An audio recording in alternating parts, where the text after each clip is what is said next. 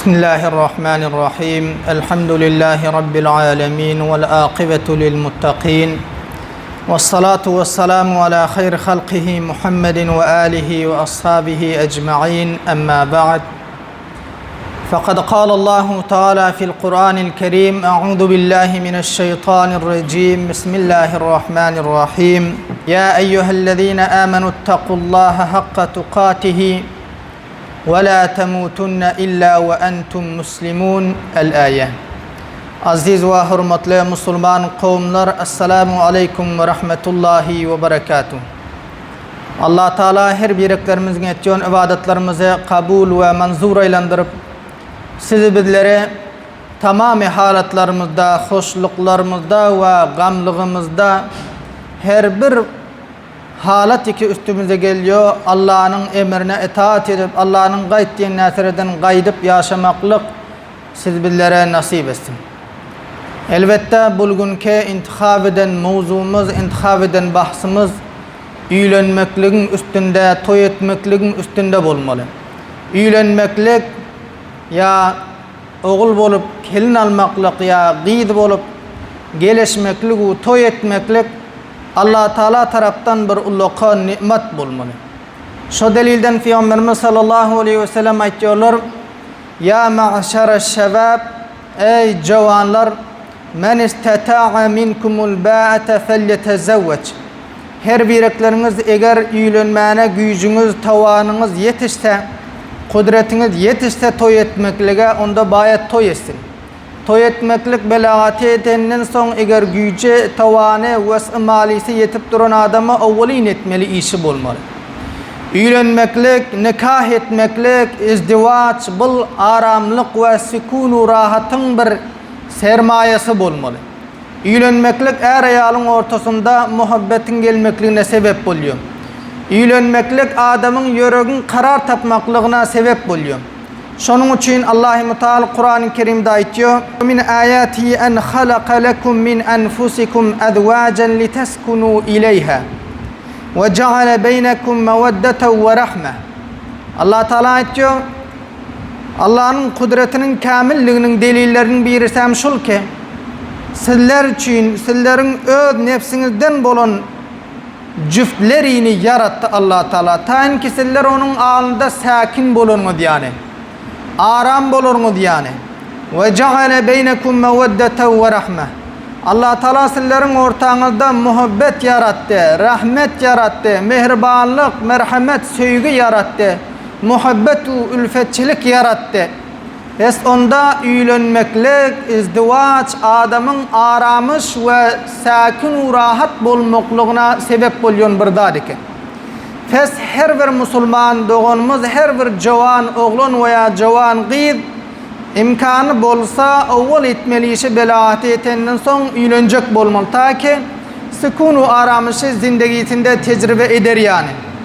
Emma lakin şul üylenmeklik bahis aramışu, asayişu, rahmetu, muhabbetu, ülfetçilik boluyor.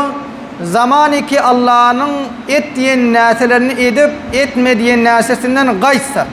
Sizi bilir her bir halatlarımızda, hususan hem bir şahatlık, hoşluk halatlarımızda veya gam-u musibet üstümüze gelen halatlarımızda Allah Teala'nın avamirine itaat edip nevahisinden gaydebilsek şu fille şol üylenmeklik adama bahis aramış veya asayiş oluyor.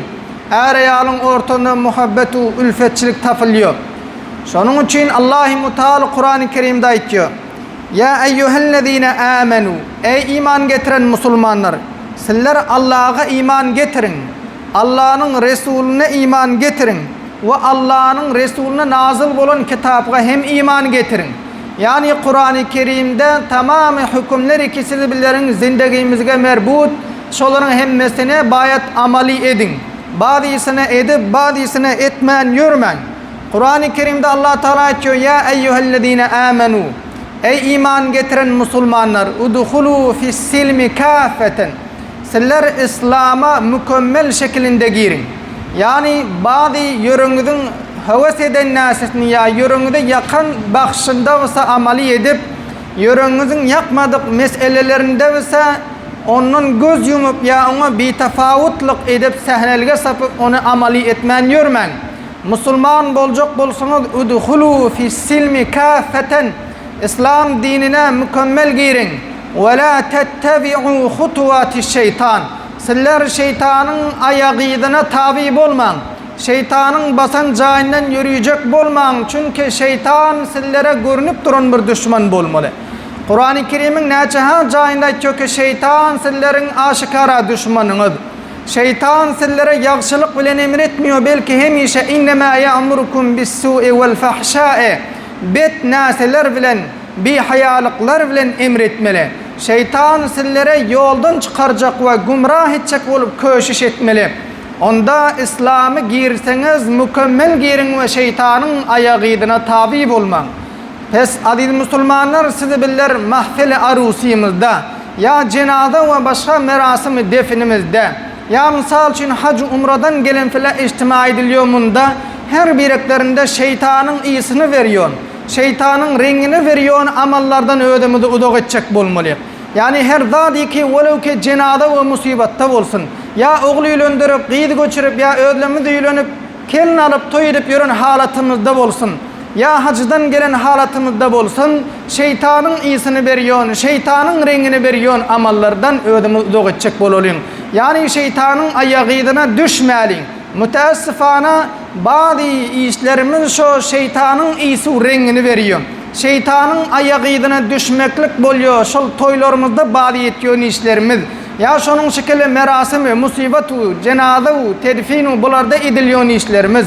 Ya şunun şekilde hacı umradan bazı geçtirip feskelen ediliyor işlerin bazı ise müteessifana şeytanın ayağıydına tabi olup şeytanın idine düşüp gitmeklik boluyor. Şunun için bulgun şıl arusi toylarımızda bazı işleri ki hilaf-ı şer boluyor. Ama bizler ona onyalık itibarın veremedi yok. Ana şu nesellere aydıp vermek için. Avvalin zadi ki şıl toy etmeklik barada hilaf-ı şer iş boluyor. Gudu bolunun fillasinde, fata ve namzat bolun fillasinde bazı caylarda oğul gıyid ikisi bireklerini has ökterek tanımaklık için bunların hasiyetlerinden, bunların halatlarından veya başka zatlarından dol malumat kesbedeli deyip bunlar rabıta berkarar ediyorlar. Evvela telefonu gepleşmeklik bilen ahirinde ikisi hilvat bulmaklık başka işler. Ama bu nesiller şer'an doğru değil. Elhamdülillah siz bizim ilimizde bu alani ve betavri alani bu işler icra bulunuyor. Elbette gayri resmi ve mahfi qaysi bir namzat qıydı bilen gepleşse ve irtibat alsa alıyordur. Ama ata inesinin haberi bolup ya umumi kavmin haberi bolup bir doğru şekilde bular mınyana qoluylaşıp bilen yoklar. Ama meydanlarda bazı garbın ferhengini öz toylarına, üylerine getiren adamlar şıl fata olacak bilen ten gıydın ata inesinin hem gününe makul. Oğlunun ata inesinin hem gününe makul.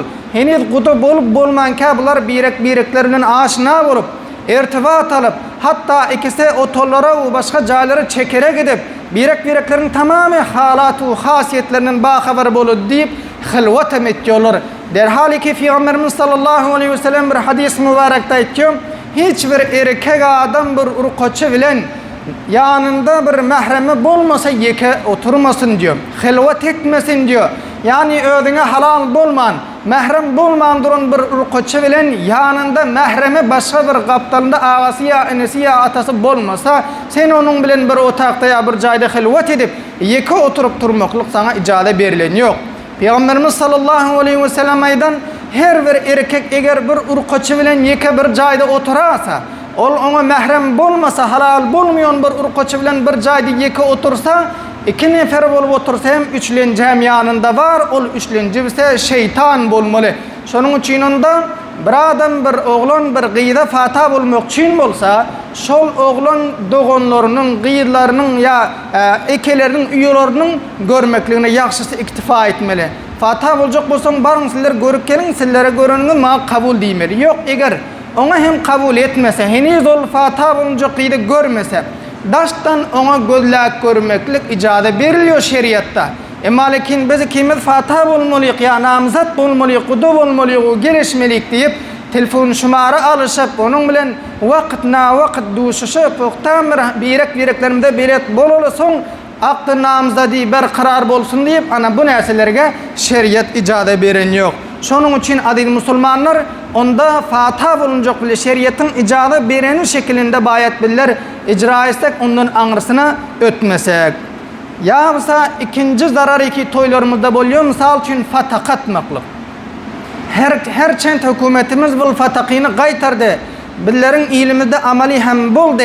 Ama bazı icalerde hinidem amali bulman merdim hükümete de başartman fatakı atyon şunyanak rakitu kette bamın sesini berip duran fataklar toylarında atıp merdimlere zarar veriyorlar. Biz öz ilimizde atılyon filak görüntük ki ya yiğitlerde mayda olanlar fatakı atıyor görüyoruz. Hamiladar ayal bundan zarar görüyor. Sonun şekilde tekanı kalp bar adam bundan zararda. Ya garin adamlar bundan teklifte. Sonun şekilde yaş maydacık bebekler bundan teklifte. Umuman urqaça taifa bular hem teklifte bolmalı.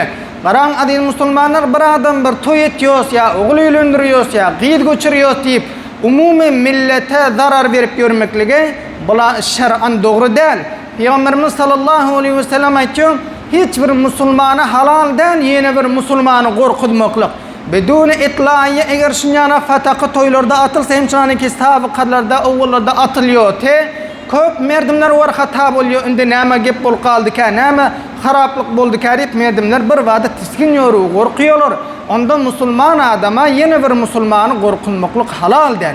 Peygamberimiz sallallahu aleyhi ve sellem aytıyor bir adam Allah'a itikadı bağ olsa kıyamet günü itikadı bağ olsa hem sayesine eziyet vermesin diyor. Fatakat maklık bilen hem sayesinde yatan adamlara eziyet veriyor. Daş çuvarak obasına helaket u teklifi koyuyor. Hulasa Allah Teala'ya imanı bolun. Kıyamada imanı bolun. Hem sayesine eziyet vermeli del. Peygamberimiz sallallahu aleyhi ve sellem aydan Musulmanı kamil ol adamdır ki başka musulmanlar onun dilinden elinden amanda bolsa, sağlam bolsa, eğer toy etiyor deyip onun taranasının sesinden, onun ya fatakısının sesinden başka hemsayeleri ya başka kavmu hıyışları eminde bolmasa, yürekleri eziyet u ağrıyıp tursuları korkudu bolsa, ol toy etiyor adamlar musulmanı kamil değil olmalı. Şunun için fatakı atmaklık sebeple iki zarar var. Birisi hemsayanı, kavmu hıyışını, umumi musulmanları korkudup adaru eziyet vermeklik. Yine bir cihetten bir nizam-ı İslami'nin aydanını etmeyen ona itaat etmedilik.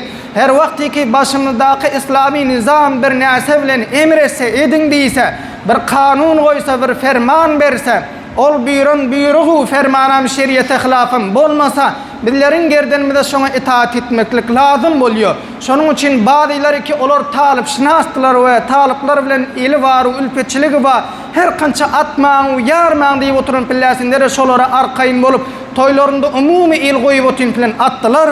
Ol bir cihetten İslami hükümetin aydan etmen günahkar buluyor. Bir cihetten daş tuvarak musulmanları eziyet-u azar verip günahkar buluyor. Şunun için onda yiğitlerde hem oğul gıyidlarımıza hem şılmayda oğlanlar fatakı atyon olsa elinden alalım.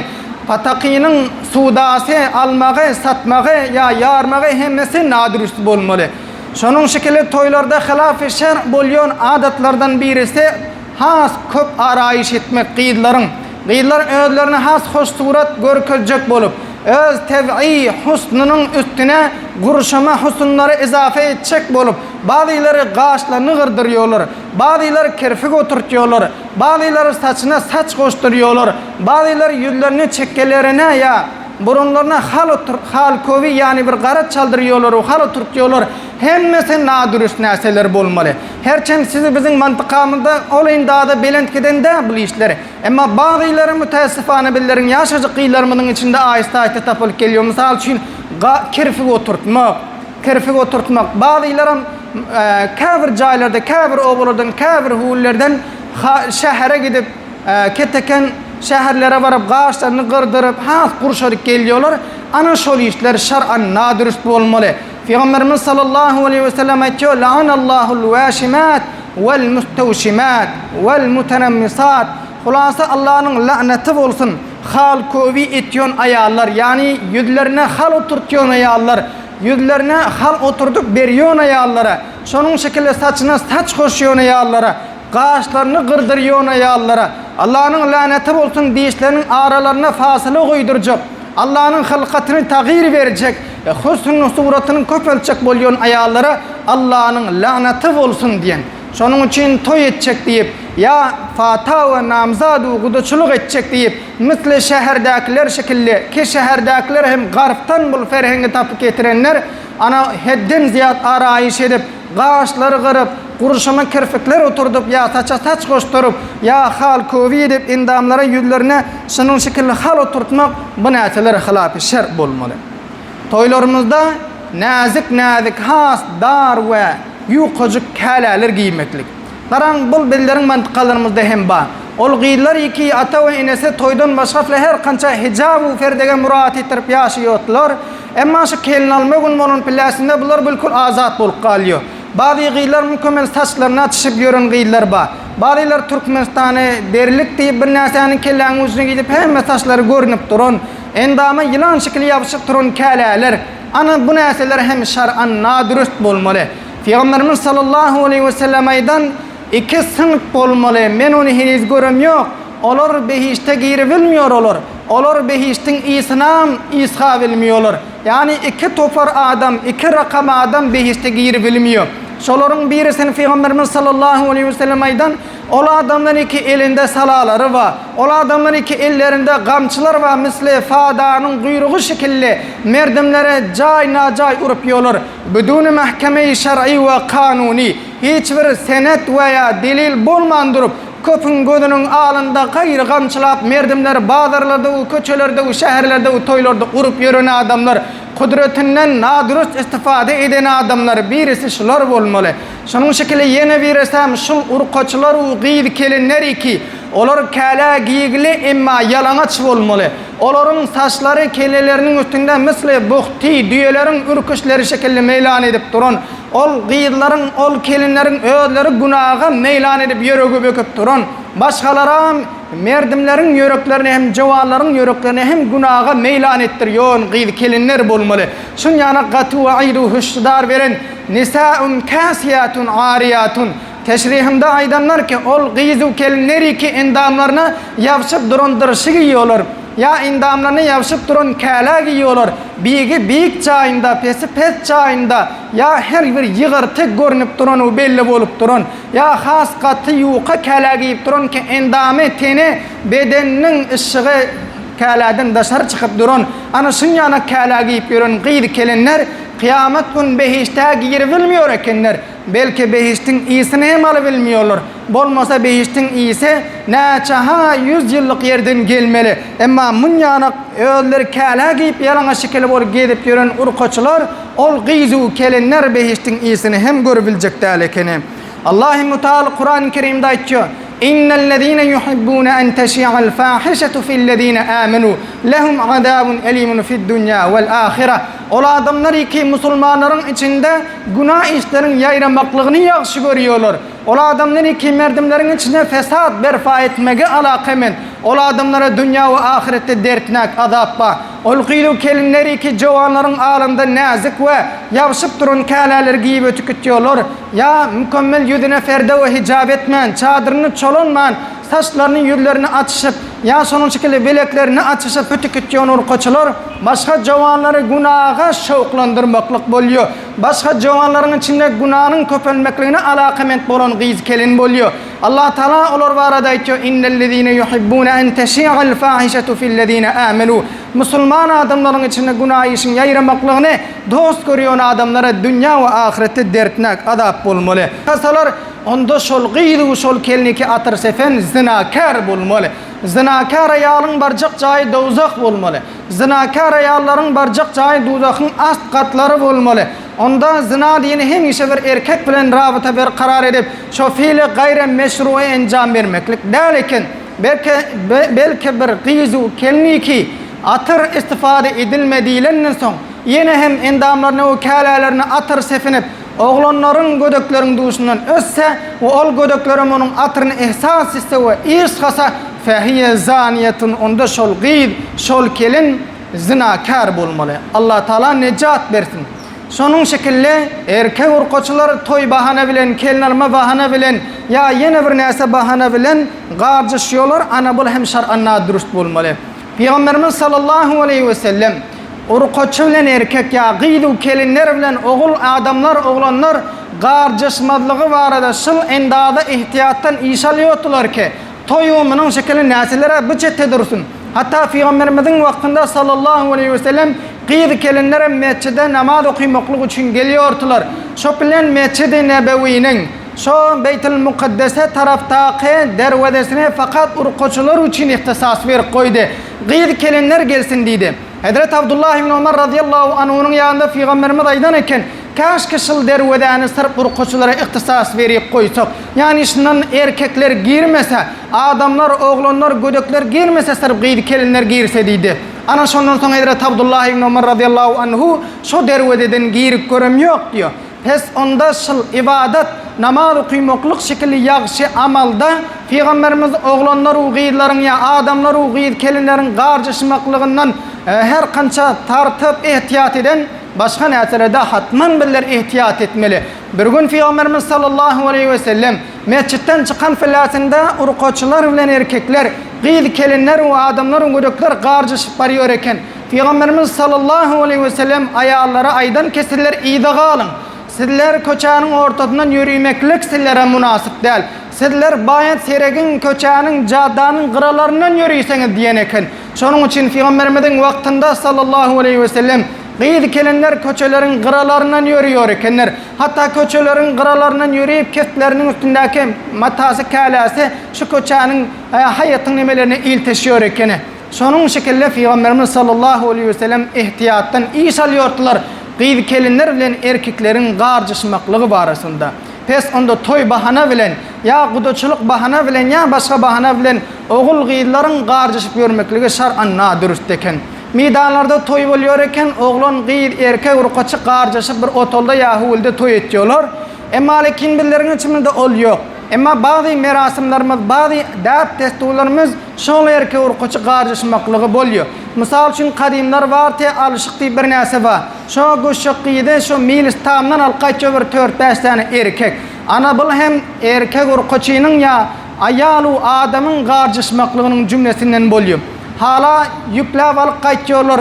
Ya şonuň şekilli kejemäniň öňünde we ýerinde kelin alma barylýan bilen o gelýän bilen bir ihtiyatlyk we bir tafawutlygyň netijesinde oglan we gyýylar garjyşyp gitýärler we gelýärler.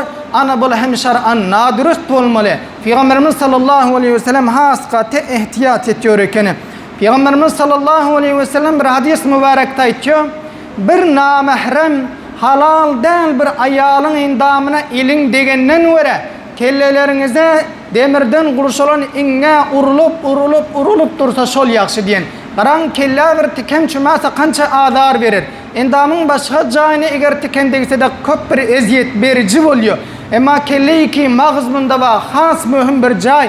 Eger bir tek nime iňäni ýa temeni sünjüp otursalar kança bir adarly we teklipli bir adar beriji bir näse bolar. Emma Peygamberimiz sallallahu aleyhi ve sellem aýtýar, bir musulman adamın eli namahrem ödüne halal bolmandyran bir urqaçynyň endamyna degeniniň adaru ediyetinden were şu kellesine iňe urulup durany ýaxşy diýen. Kelle iňe urulup dursa maňa çydamak bolar. Emma namahremiň elini eliň degse, endamyna eliň degse aramaňa çydamak bolmuyor. Şonuň şekilli ihtiyatdan iş alanlar. Onda erkek urqaçy bayat toylarımızda garjyşmasyn, toydan başga iýitlerimizde her bir jeşnimizde tamamy halatymyzda şeriata mükemmel amal etmeklik bilen mes'ul mükellef bolmaly. Yine birisi hem toylarda aydym saat etmegi, oynamak ki müteessifana awwalky rejim nizamda barty. Elhamdülillah takriban tökönüp we halas bolugly bu nizam gelenden soň. Elhamdülillah siz biziň mantykamyzda bul gep ýok. Emma meydanlarda hinizem bazı jaýda fiisedi şu näseler amali bolup toylarda ya oynamak ya aydym saat öýleri amalan awazhanlyk etmeklik, bagşy getirmeklik ya oldan zawtu saft olan setleri taýplarda goýup eşitmeklik, onuň ýanynda oynamaklyk henüzem bazı mahfillerde jari diýip. Ana bu näseler hem şer'an nadurust bolmaly. Bu näseler hem kitaplarda mükemmel gaýtaran Peygamberimiz sallallahu aleyhi ve sellem Ayında da bolcuk badi haraplıklar barada aydın la yekunenne min ummeti aqwamun. Elbette menin ummatlarımın içinden şunun şekilde adamlar bolar ki olar zinanı halal bilirler. Olar yüfek kelani giymeklige halal bilirler. Olar şerab içmenini halal bilirler. Olar maazif aydımsadın esvaplarını sadu surudu oynamaklığı şu nesilere halal bilirler diyen. Yani vakiyette haram. Peygamberimiz sallallahu aleyhi ve sellem aytışların hemmesi haram. Zina hem haram, şerab hem haram, yüfekkele istifade etmeklik hem haram. Sonun şekilde aydımsad hem haram bolmalı. Elbette bir adam toy etse, oğlu uylandırırsa, gecime olsa, nikah toy olsa onu merdimlere bildirmeli. Allah'ın etmeli, tarana ettirmaklık bilen, maydacı oğlanların şiir okuymaklık bilen, ama onun anırdan saad etmeklik, dans etmeklik, raks etmeklik, ana bular şar'an nadürüst bolmalı. Sonun şekilde hürmetli Müslümanlar, toylarımızda bolmayan yine bir däp destur, yani şar'an nadogri däp desturlardan birisi, güyün bilen oğlanı ikisini bir jayda oturduk, umum merdimin manzarında o şoların gözünün ağında bir jayda görüp, her kim gelip görüp duşup mübarek olsun deyip aydı gitmeklik. Ana bu mesele hem sidibillerin içimizde yok. Midanlarda henizem. Ketteken şehirlerde ya badi kışlalarda hem şunun şekilde düzgünler var iken ki oğul gıyıl ikisine toyda üyün töründe ya bir jayda oturtmalı. Erkegim gelip mübarek olsun deyip gitmeli. Urkaçım gelip mübarek olsun deyip gitmeli.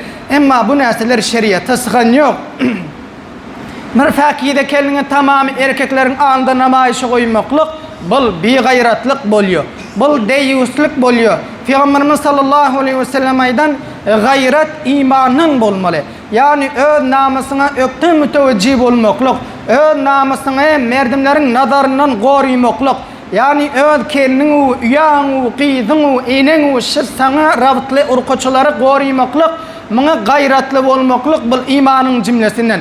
Ama Peygamberimiz aydan bir gayratlık, deyyuslık bulsa münafıklığın cümlesinden, münafıklığın nişanasından bolmalı. Deyyuslık deyip ona aytıyor ki bir adam öz ehli familide bolup duran terti işleri bilip durup hiçbir gayret görünmese, onun için yüreğine rahat bolmasa, onun alını alacak bolup hiçbir köş etmese, onun için hiç harekete çık girmese, ana ona deyyus deyiliyor. Deyyus bir gayret bolmak ya özüne degişli qiz kelinin şunun şekilde harab işlerden goriyman bir tafavut görmeklik adamı behişten mahrum ediyor. Peygamberimiz sallallahu aleyhi ve sellem aydan 3 adam behişte girivilmiyor diyen. 3 adam behişte girivilmiyor. Birisi şunun deyyus olmalı. Yani özüne degişli qiz kelinlerin şıl fahişe işlerden qaytarınam yok. Qaytaracak bolup köşemeden yok. Yine birisi hem öde urqaçu ve qiz olup erkeklerin mengdeştirirse. Yani ödene oğlun kala giyip oğlunu mengdeşecek bolsa. Manında billerin işleriminde toylarımında şu mesele ba, şıl kelmanmadan bir gün evvel ya bir filan ba, filan yok, dakik şu vakt ba mı yok mu? Daştuğların qiydiler gelip şu guduranın oğlanlarının kalalerini giyip ağır beri çapalaş oynaşıyorlar. Anamına riciletu minen nisa diyor.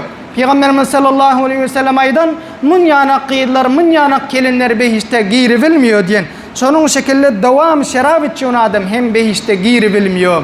Pes aziz Müslümanlar, şunun için onda bazı ravaçlar ekibillerin toylarımızda ba, şu nesiller misal için erkeği urkoçinin qarışmaklığı yasa erkeği bir vela urkoçinin arasına qoş koy vermeklik bu bir nev idiyasat bir gayratlık buluyor. Billerin içinde hem bolmayan däp desturlar misal için güyevi çağırıyorlar.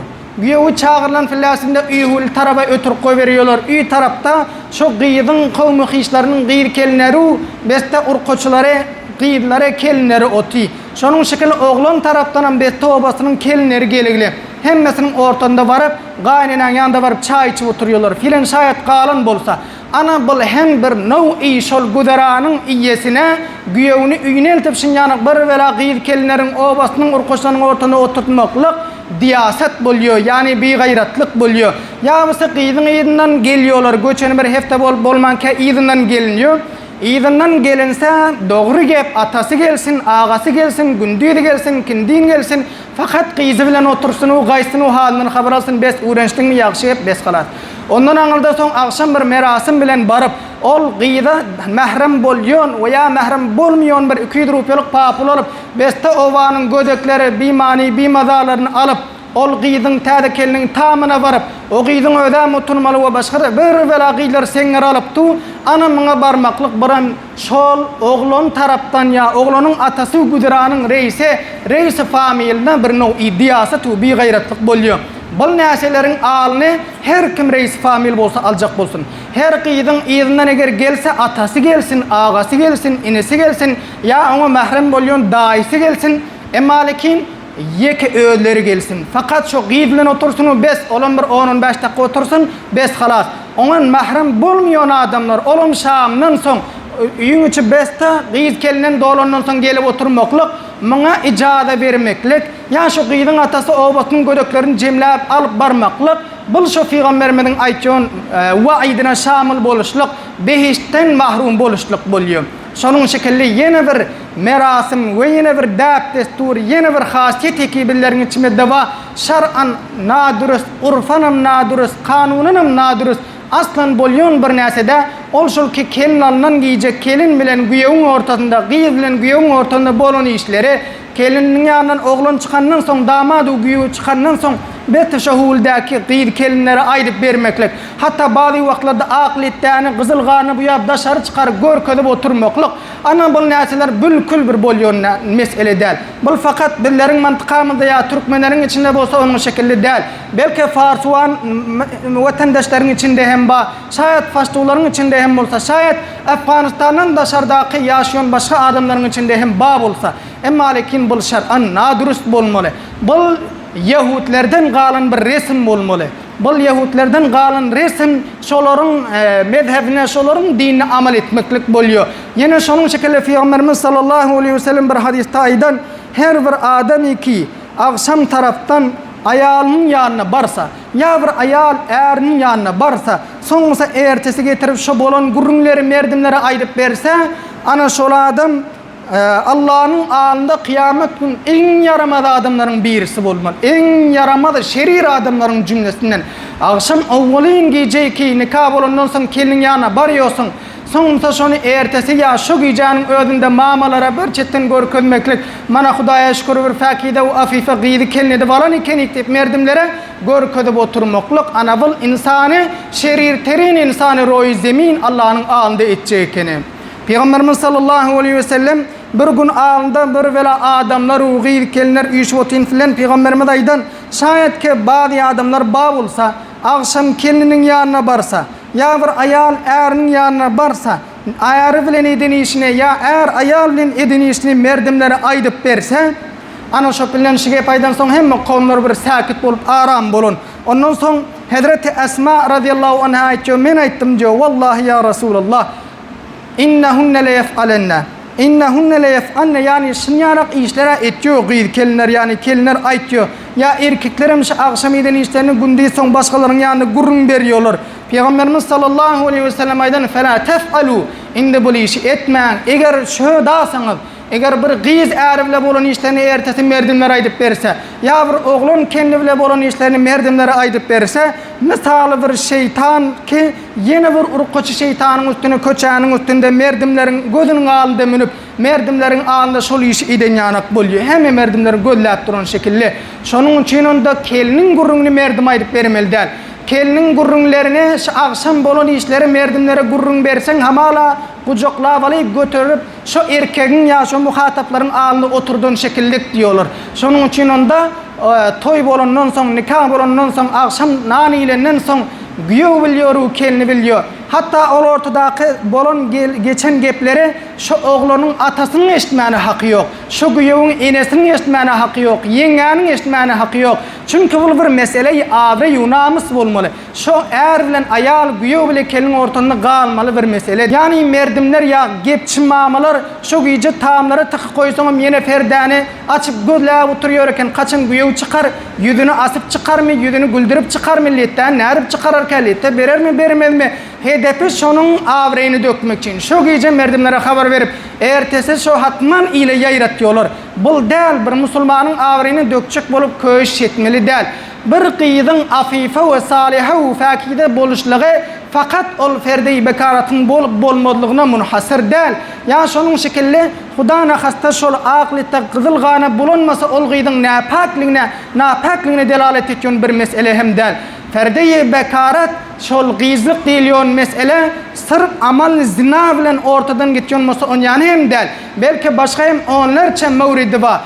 Soňmasa ol oğrynça asıp koymalı, oğulların qıyıl habarlı bolmalı değil. Şu işikten ötüp geçiverse soň maydası bolýar deyip. Ana şu meselelerin, mamaların, ayarların ortanda bar eken. Ol gan bir neces gan, ondan asla şifa veya ferden talap eder yanak bir haysiyet onda yok. Bul soň bir nevi şirke varıyor. Şunun şekilde haraplıklar var. Bazı jaýlarda şu yağlığın eksini alıp koymak, filmni görüp görmek, bu narselerin bir begayratlyk bolýar. Kelinin gurrunlarine merdime gurrun vermeli değil kelinin bilen bolon gepleri. Şonun için hormatly jowanar her wagtki toy bolsa tamı giyrenden soň çykynçaňyz bolon işlerin hiç kaysından ödüň bilen kelininden başka ataňa da gurrun bermeli değil, eneňe de gurrun bermeli değil, ýeňeňe de gurrun bermeli değil. Hiç bir adama habar bermeli değil. Allahy Teala hemme musulmanlary ýagşylyk bilen toy edip üýlenmeklik nasip etsin. Ve sallallahu teala ala hayr halqi Muhammedin ve alihi ve sahbihi ecmaîn.